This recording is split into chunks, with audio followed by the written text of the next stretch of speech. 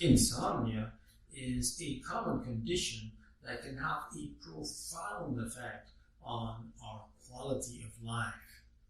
Let us examine insomnia.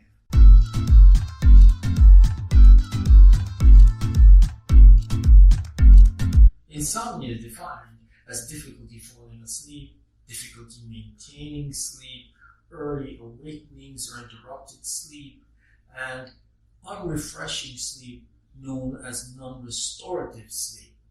Many people who suffer from insomnia report that stress was one of the triggering factors in their condition. These stressors include stress such as stress at work, or stress from interpersonal relationships, or stress from physiological or psychological illnesses, and stressors that arise in the everyday life of these individuals. These stressors are known as precipitating factors, and they are distinct from predisposing factors, which are traits that can be inherited or that develop during the course of an individual's lifetime and that predispose an individual to insomnia. Over time, people with insomnia can develop coping mechanisms that are malfunctional and that perpetuate the sleep disorder. Thus, these are known as perpetuating factors. Stress affects the sleep system, and in some people, the response of the sleep system to stressors is profound, whereas in other people, it is mild. For example, you may travel to a city and sleep in a hotel room that you're unfamiliar with and have difficulty sleeping, whereas your partner may sleep just fine without any problems. The degree to which the unfamiliar room affected your sleep for yourself and your partner was different. And the degree to which sleep is affected by stressors is known as sleep reactivity. People with high sleep reactivity are prone to developing insomnia. They can develop difficulty falling asleep, or they can develop insomnia that is due to difficulty maintaining sleep, known as short sleep insomnia, in which patients sleep less than 6 hours at a time.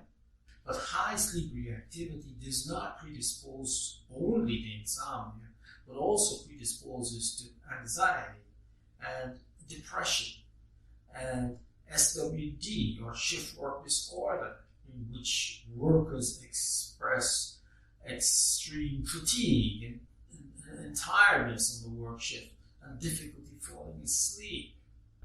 Insomnia is recognized as a state of hyperarousal, high arousal, high cognitive arousal. The thinking of people with insomnia is hyperactive. The emotional arousal, emotional system is overactive, and physiological arousal, meaning that the physiological processes in their bodies are hyperactive, overactive.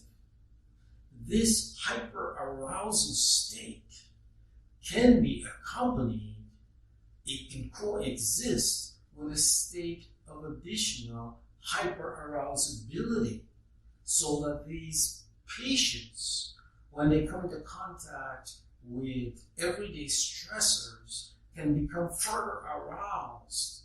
And this can lead them to engage in rumination, thinking about unpleasant things that happened in the past, and to excessive worry, thinking about things that they imagine will happen in the future.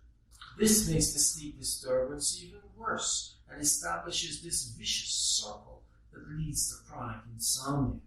The primary goal of the treatment of insomnia, therefore, is the reduction of this hyperarousal that exists.